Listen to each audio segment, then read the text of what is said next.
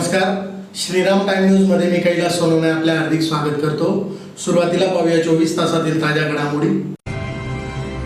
डोंगराळे येथील घटनेच्या निषेधार्थ धुळे जिल्हा अहिर सोनकार समाजातर्फे शहरातून काढण्यात आला महामोर्चा।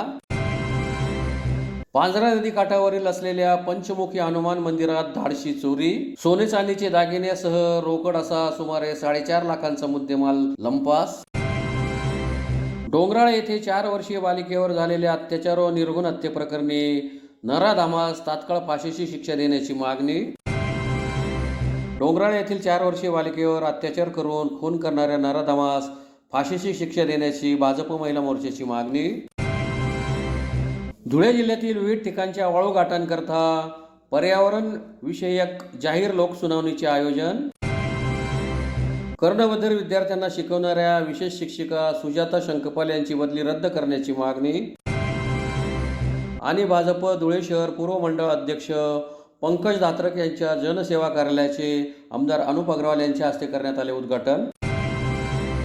आता बातमीपत्र विस्ताराने। मालेगाव तालुक्यातील डोंगराळे येथे सुवर्णकार कारागिराच्या 4 वर्षीय निरागस बालिकेवर अत्याचार करून तिची निर्घृण हत्या केल्याच्या निषेधार्थ मंगळवारी धुळे जिल्हा अहिर सुवर्णकार समाजातर्फे शहरातून जिल्हाधिकारी कार्यालयावर महामोर्चा काढून निवेदन देण्यात आले। मालेगाव तालुक्यातील डोंगराळे येथे सुवर्णकार नागरिकाच्या 4 वर्षीय निरागस बालिकेवर अमानुष अत्याचार करीत तिची निर्घृण हत्या केल्याच्या घटनेच्या निषेधार्थ मंगळवारी धुळे जिल्हा अहिर सुवर्णकार समाजातर्फे शहरातून महामोर्चा काढण्यात आला। मोर्चात निषेधाचे फलक, काळ्या फिती लावून समाज बांधव मोठ्या संख्येने सहभागी झाले होते। मोर्चात जिल्हाधिकारी कार्यालय येथे पोहोचल्यानंतर शिष्टमंडळातर्फे निवासी उपजिल्हाधिकारी यांना निवेदन सादर करण्यात आले। त्यात खटला फास्ट ट्रॅक न्यायालयात चालवून आरोपीस फाशी द्यावी अशी मागणी करण्यात आली। या प्रसंगी धुळे सुवर्णकार समाजाचे अध्यक्ष तथा माजी महापौर चंद्रकांत सोनार, भाजप महिला मंडळाच्या बेटी बचाव अभियानाच्या संयोजिका अल्फा अग्रवाल, भाजप महिला आघाडीच्या प्रदेश अध्यक्षा जयश्री अहिरराव यांच्यासह नितीन विस्पुते, जगदीश देवपूरकर, सुनील देवरे, अजय नाशिककर, दीपक वारकर, महेंद्र विस्पुते, रंजना विस्पुते,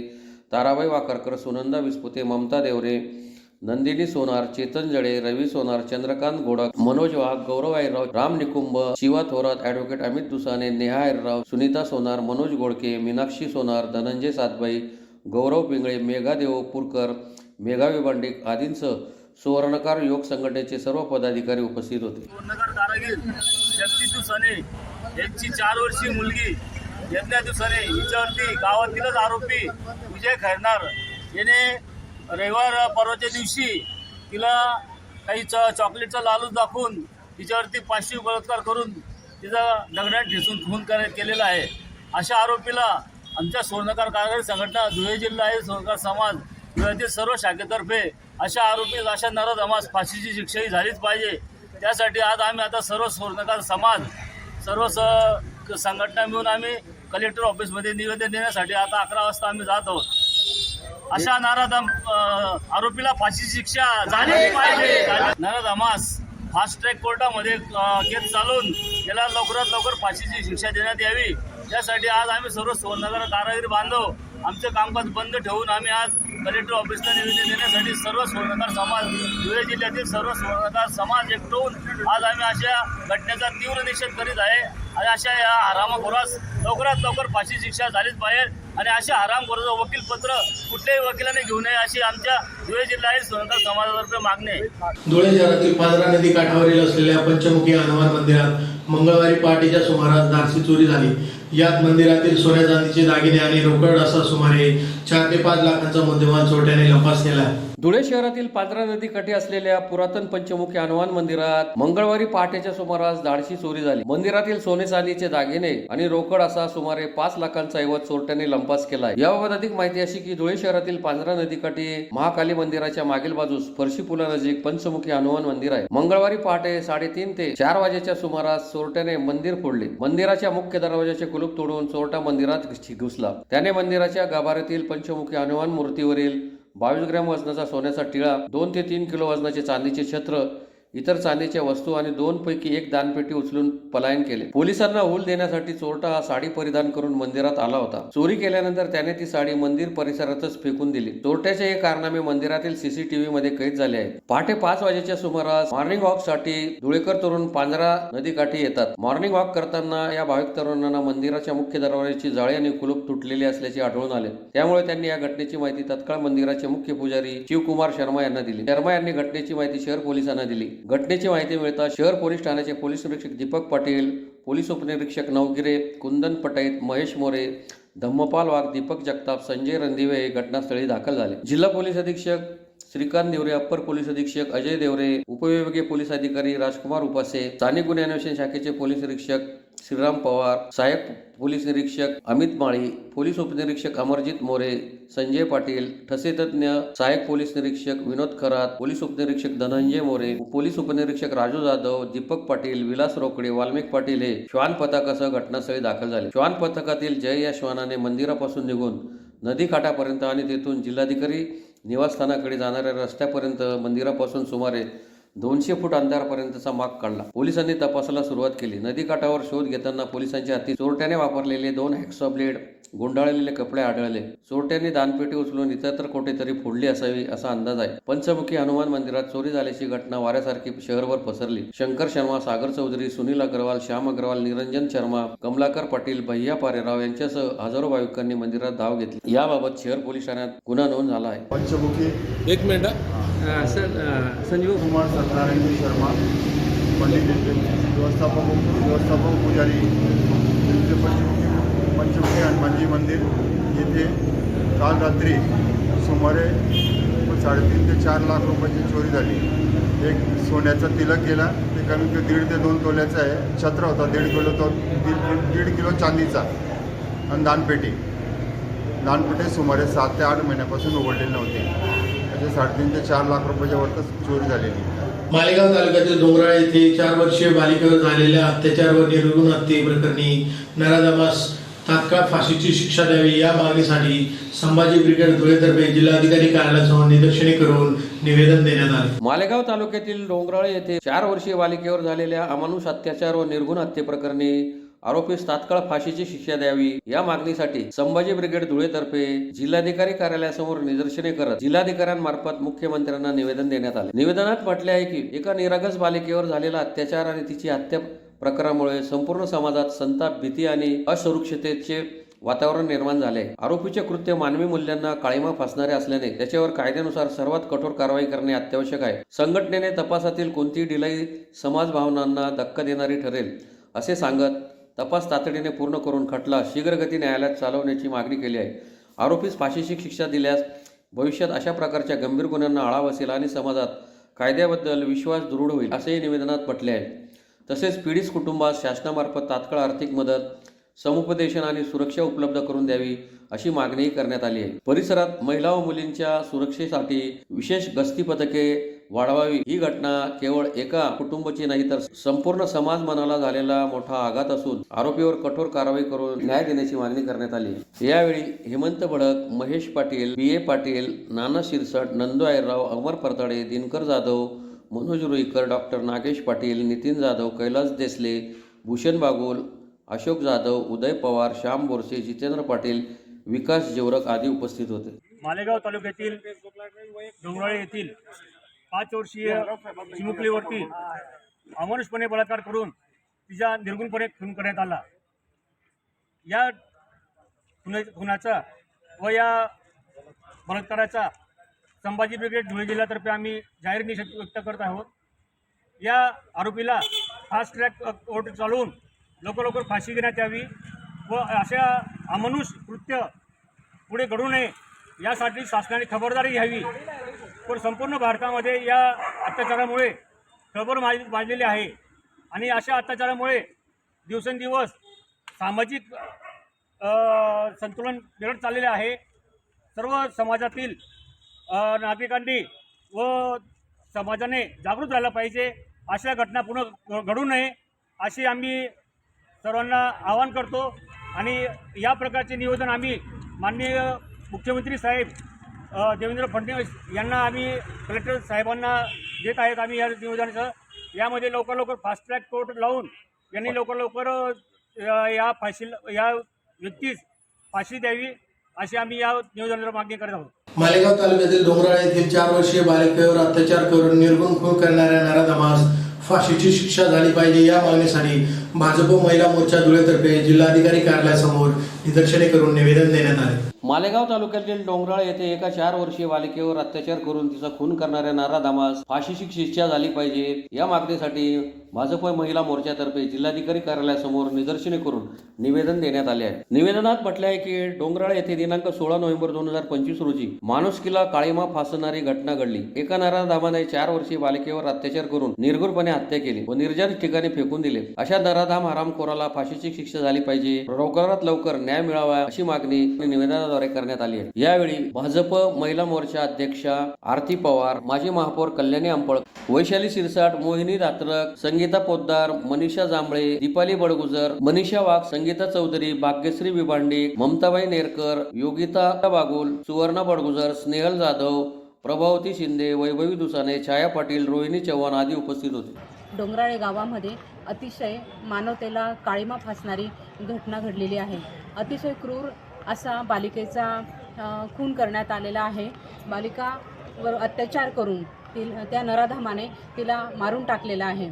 अक्षरशः त्या नराधमाने तिचा हे अंत इतका क्रूर केलेला आहे की आमची सर्व महिला मोर्चाच्या वतीने ही विनंती असेल की त्या नराधमाला फाशी तर झालीच पाहिजे, परंतु त्या बालिकेवर जसा त्याने अत्याचार केलेला आहे तर त्याच्या दुपटीने त्याला शिक्षा व्हायला पाहिजे, त्याच्यापेक्षाही दुपटीने त्याला कठोर शिक्षा व्हायला पाहिजे अशी आमच्या महिला मोर्चाच्या वतीने मी प्रशासनाला विनंती करते आहे। आणि जर खरंच यज्ञाला भावपूर्ण श्रद्धांजली व्हायची असेल तर त्या नराधमाला फाशीची शिक्षा लवकरात लवकर व्हावी अशी आम्ही विनंती करतो।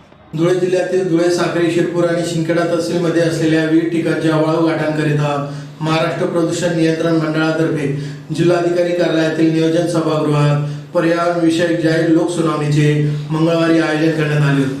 धुळे जिल्ह्यातील धुळे, साक्री, शिरपूर आणि शिंदखेडा तहसीलमध्ये असलेल्या विविध ठिकाणच्या वाळू गाठांकरिता महाराष्ट्र प्रदूषण नियंत्रण मंडळातर्फे पर्यावरण विषयक जाहीर लोकसुनावणीचे जिल्हाधिकारी कार्यालयातील नियोजन सभागृहामध्ये मंगळवारी आयोजन करण्यात आले होते। यावेळी धुळे जिल्ह्यातील पांझरा नदीवरील दातर्ती 1, अक्कलपाडा 1, कुसुंबा व न्याळोद या गावातील प्रस्तावित असलेल्या वाळू घाटांकरता पर्यावरण विषयक जाहीर लोकसुनावणी घेण्यात आली। त्याचप्रमाणे जिल्ह्यातील तापी नदीवरील मौजे लोंढरे, खामखेडा, उपरपिंड तालुका शिरपूर तसेच मौजे वरपाडे, अक्कडचे तालुका शिंदखेडा या गावातील प्रस्तावित असलेल्या वाळू घाटांकरता पर्यावरण विषयक जाहीर लोकसुनावणी घेण्यात आली। राष्ट्रीय हरित लवादा तसेच केंद्र शासनाच्या पर्यावरण, वन व वातावरणीय बदल मंत्रालय यांच्या समन्वयानुसार वाळू घाटांच्या धोरणात अनुकूल बदल करण्याचे व जनसुनावणी घेण्याचे निर्देश दिले होते। त्यानुसार सदर जनसुनावणी घेण्यात आली। तर त्यासाठी आमच्याकडे जो रितसर अर्ज आलेला होता तो 29/9/2025 साली आला होता।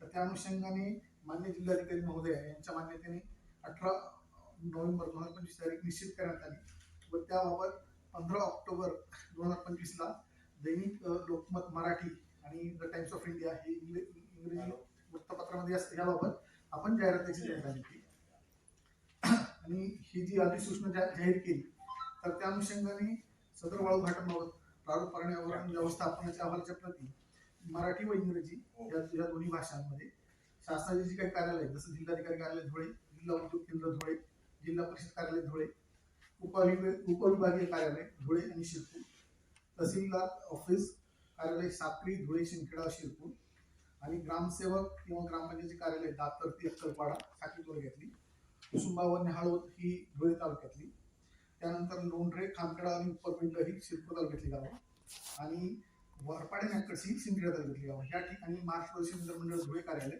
आणि प्रादेशिक अधिकारी महाराष्ट्र प्रदूषण नियंत्रण मंडळ कार्यालय नाशिक या सर्व कार्यालयांमध्ये पर्यावरण व्यवस्थापनाच्या प्रती मराठी आणि इंग्लिश उपस्थित करून देण्यात आल्या होत्या आणि उपलब्ध करून देण्याचा उद्देश हा होता की कोणत्याही नागरिकांना जर याचा अभ्यास करावायचा असेल तर त्या कार्यालयात जाऊन त्याचा प्रति बघू शकतात, त्याचा अभ्यास करू शकतात। केंद्रीय पर्यावरण अधिनियम 2016च्या अनुषंगाने त्याची जी सुधारित अधिसूचना दिली होती 1 डिसेंबर 2009 तर ही जी काही वाळूघाटाची जी गाव आहेत तर ही वाळूघाटांची वाळूघाटांमधून वाळू उपसा करण्याआधी तर पर्यावरणविषयी जाहीर सुनावणी घेणे बंधनकारक आहे. तर त्या अनुषंगाने आपण ही पर्यावरणविषयी जाहीर लोकसुनावणी आयोजित केली आहे. तर पर्यावरणविषयी जी जाहीर सुनावणीचा मूळ उद्देश असा असतो की वाळूघाटा जे आहेत तर त्या तिथून वाळू उपसवणं त्याबद्दलची माहिती सर्वसामान्य व्यक्तींना देणे, त्यानंतर वाळूघाटांबद्दल समजा काही परिणाम होणार असतील किंवा आपण कुठून कशा पद्धतीने वाळू उपसा करणार आहे त्याची माहिती दिली आणि त्या वाळू उपसा होण्याबद्दल समजा लोकांचे काही मत असतील, काही सूचना असतील किंवा काही आक्षेप असतील, टीका टिप्पणी असेल ते समजून घेणे हा पर्यावरणविषयी जाहीर सुनावणी. कर्णबधीर विद्यार्थ्यांना शिकवणाऱ्या विशेष शिक्षिका सुजाता शंकपाळ यांची बदली रद्द करावी या मागणीसाठी कर्णबधीर विद्यार्थी व पालकांतर्फे जिल्हाधिकारी कार्यालयासमोर निदर्शने करून निवेदन देण्यात आले आहे. धुळे शहरातील महाराणा प्रताप माध्यमिक व उच्च माध्यमिक शाळेत 25 कर्णबधीर पाल्यांना शिकवणाऱ्या विशेष शिक्षिका सुजाता शंकपाळ यांची बदली रद्द करावी या मागणीसाठी कर्णबधीर विद्यार्थी व त्यांच्या पालकांतर्फे जिल्हाधिकारी कार्यालयासमोर निदर्शने करून निवेदन देण्यात आले आहे. निवेदनात म्हटले आहे की आमचे पाल्य 25 कर्णबधीर विद्यार्थी महाराणा प्रताप माध्यमिक व उच्च माध्यमिक विद्यालय देवपूर धुळे या शाळेत शिकत आहेत. शाळा सुरू होऊन 15 दिवस झाले. आमचे पाल्य शाळेतच जायला तयार नाहीत. असे का? त्याबाबत आम्ही शाळेत चौकशी केली असता असे समजले की गेले 19 वर्षे याच मुलांना शिकवणाऱ्या त्यांच्या विशेष शिक्षिकेची शासनाने दुसऱ्या शाळेत बदली केली आहे. हा आमच्या कर्णबधीर मुलांवर घोर अन्याय झाला आहे. या आमच्या मुलांना सदर शाळेतील दुसरे कुठलेही शिक्षक शिकवू शकत नाही, कारण त्या शिक्षकांशी हे यशस्वीरित्या संभाषण करू शकणार नाही. आमची मुले इयत्ता 1ली ते 7वी विशेष शाळेतच शिकले आहे. श्रीमती शंकपाळ मॅडमांचे शिक्षण कर्णबधीर मुलांचे झालेले आहे. या मॅडम त्या शाळेत आहेत व अतिशय छान व प्रामाणिकपणे शिकवतात. हे पाहूनच आम्ही आमच्या पाल्यांना या शाळेत प्रवेश घेतला होता.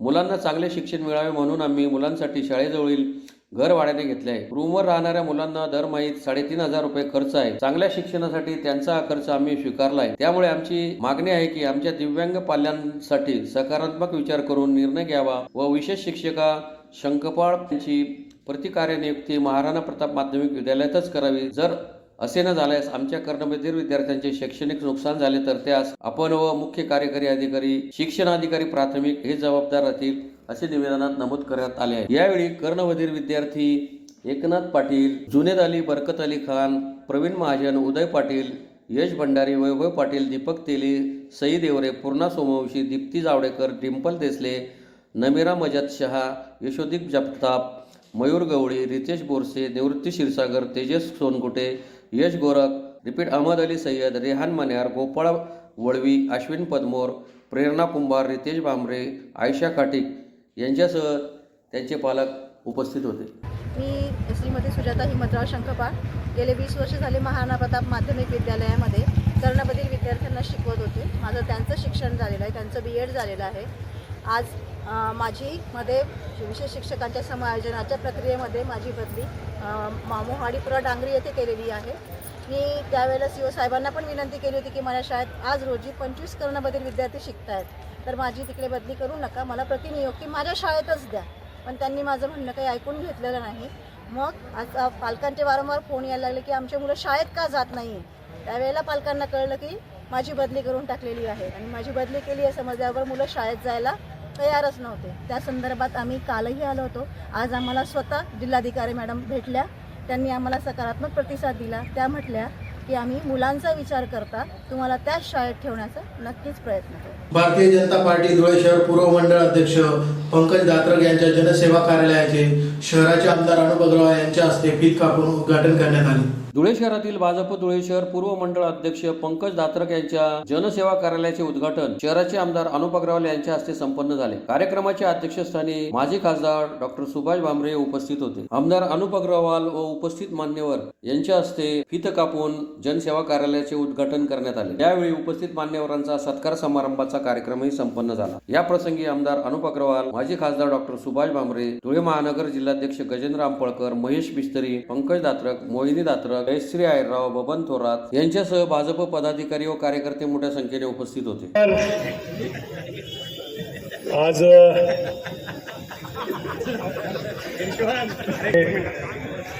पंकजने एक चांगलं कार्य या ठिकाणी केलं आहे. या बाबासाहेब सर्वात जास्त जर कोणत्या प्रभागात इच्छुक असतील तर तो तुमचाच प्रभाग आहे. पण तिकीट 4च आहे आणि ते तुम्हीच निर्णय घेणार आहे.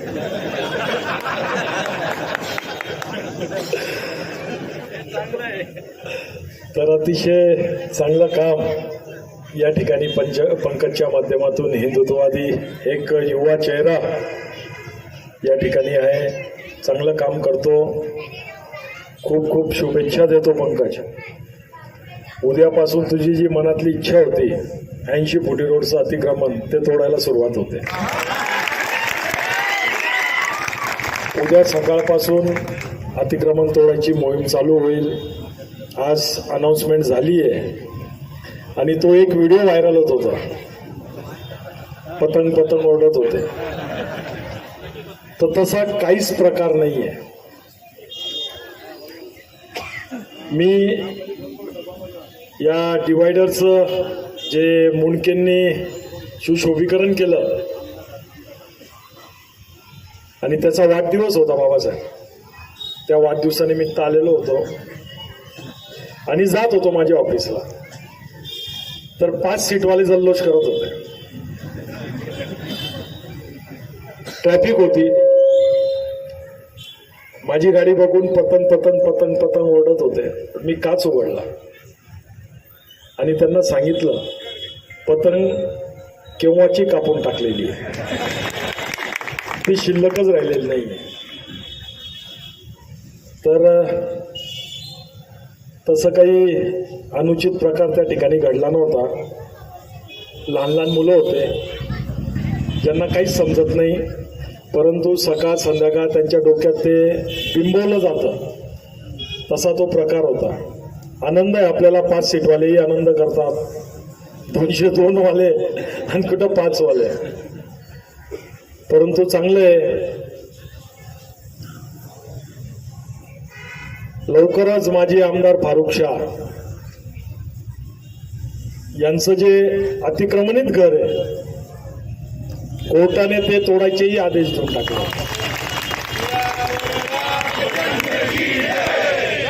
तेही आपण तोडूच.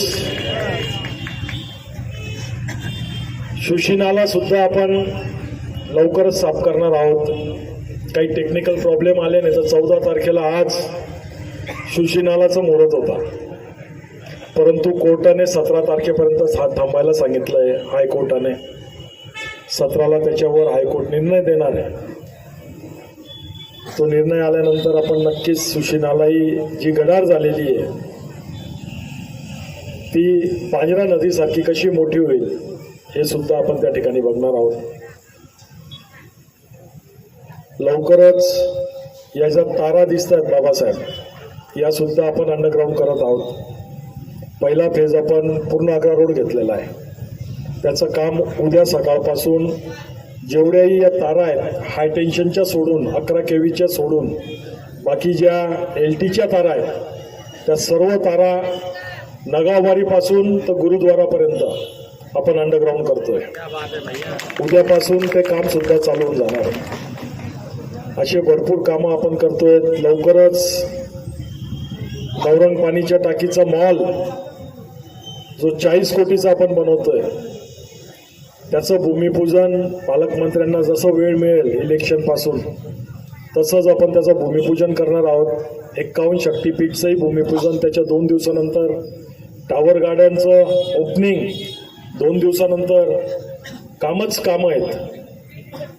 तर या सर्व कामांचा कार्यकर्त्यांना माझी विनंती आहे का माउथ टू माउथ जास्तीत जास्त पब्लिसिटी झाली पाहिजे.